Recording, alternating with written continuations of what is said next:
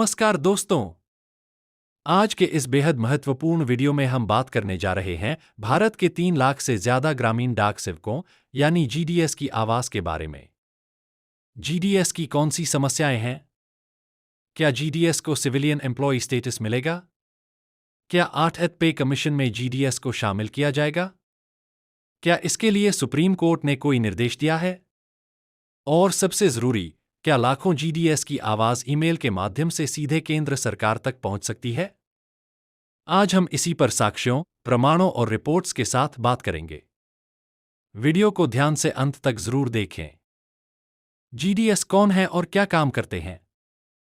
दोस्तों, जीडीएस वो कर्मचारी हैं जो भारत के हर गांव तक सरकार की हर योजना को घर घर पहुंचाते हैं। आप ही बताइए, 10-20 किलोमीटर रोज चलकर डाक बांटना, आईपीपीबी के माध्यम से digital banking, AEPS, DBT, pension, Jan Dhan बीमा, बचत बैंक, स्पीड पोस्ट, सरकारी योजनाओं का वेरिफिकेशन, ये सब काम कौन करता है? जीडीएस। गांव का पहला सरकारी चेहरा जीडीएस होता है। लेकिन दुख की बात यह है कि आज भी जीडीएस को एक्स्ट्रा डिपार्टमेंटल कहकर सरकारी कर्मचारी का दर्जा नहीं दिया जाता। GDS salary reality. आज के समय में एक परिवार का बेसिक खर्च 25,000,30,000 प्रति माह और जीडीएस का औसत वेतन 12,000,15,000। यह सिर्फ कम वेतन नहीं, बल्कि असमानता का सबसे बड़ा उदाहरण है। यह बात डाक विभाग की TRCA report, Kamlesh Chandra committee report और कई सरकारी दस्तावेजों में खुद लिखी हुई है। सुप्रीम कोर्ट का स्पष्ट सिद्धांत। सुप्रीम कोर्ट ने कई मामलों में कहा है, इक्वल वर्क इक्वल पे एक मौलिक सिद्धांत है। जहां कार्य समान है, वहां वेतन और सेवा शर्तों में भेदभाव नहीं होना चाहिए। जीडीएस का कार्यभार और जिम्मेदारी लगभग डिपार्टमेंटल एम्प्लॉयज के समान है। फिर दर्जे और वेतन में इतना भेदभाव क्यों? सुप्रीम कोर्ट का यह सिद्धांत साफ दिखाता है कि जीडीएस को सिविलियन स्टेटस और समान वेतन मिलना चाहिए। संविधान क्या कहता है? आर्टिकल 14 सभी नागरिकों को समानता का अधिकार, आर्टिकल 16 सरकारी नौकरी में समान अवसर, आर्टिकल 21 सम्मानजनक जीवन और जीविका का अधिकार। जीडीएस इन सब का हकदार है क्योंकि वह हर काम एक रेगुलर गवर्नमेंट एम्प्लॉय की तरह करता है। गवर्नमेंट कमिटीज की रिपोर्ट। जस्टिस तलवार कमेटी 1997। जीडीएस सरकारी कर्मचारी जैसे कार्य करते हैं, इसलिए दर्जा मिलना चाहिए। नटराज मूर्ति कमेटी 2010। जीडीएस की ड्यूटी सेंट्रल गवर्नमेंट सर्विस जैसी है।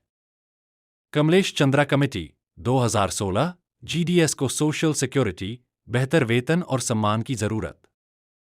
3 दशकों से हर कमेटी एक ही बात कह रही है, GDS deserves regular government status. Vision 2047 में जीडीएस की भूमिका। भारत के विजन 2047 का मुख्य लक्ष्य है digital India, financial inclusion, rural connectivity, door step governance. और इन सब का सबसे बड़ा योगदान कौन देता है? जीडीएस। सरकार की 40% से ज्यादा ग्रामीण सेवाएं जीडीएस पर निर्भर हैं। यदि जीडीएस मजबूत नहीं होंगे, विजन 2047 अधूरा रह जाएगा। जीडीएस की 4 प्रमुख मांगें। 1. जीडीएस को 8th पे कमीशन में शामिल किया जाए। 2. सिविलियन एम्प्लॉय स्टेटस दिया जाए। 3. जीडीएस की ड्यूटी को 8 घंटे के रूप में मान्यता मिले। 4. सभी ब्रांच ऑफिसेस को मॉडर्न डिजिटल टूल्स दिए जाए। ये मांगे अतिरिक्त नहीं, संवैधानिक और मानवीय अधिकार हैं। जीडीएस की सामाजिक वास्तविकता। मित्रों, कई जीडीएस बताते हैं कि उनके बच्चे पूछते हैं, पापा, आप सरकारी नौकरी में हो या नहीं? जब एक कर्मचारी हर रोज गांव-गांव जाकर सरकारी काम कर रहा है, तो वह यह सवाल क्यों सुने? इसीलिए जीडीएस सिर्फ वेतन नहीं, सम्मान और पहचान की मांग कर रहे हैं। ईमेल कैंपेन, लाखों जीडीएस की आवाज केंद्र तक कैसे पहुंचे? दोस्तों, अब समय आ गया है कि हमारी आवाज सीधा केंद्र तक पहुंचे। हमने एक प्रोफेशनल मेल तैयार किया है जो सीधे इन सभी उच्च अधिकारियों तक भेजा जा सकता है। President, prime minister, home minister, communications minister, finance minister, HRD, agriculture, external affairs, supreme court, secretary posts, DG posts, PMO, MyGov, NHRC.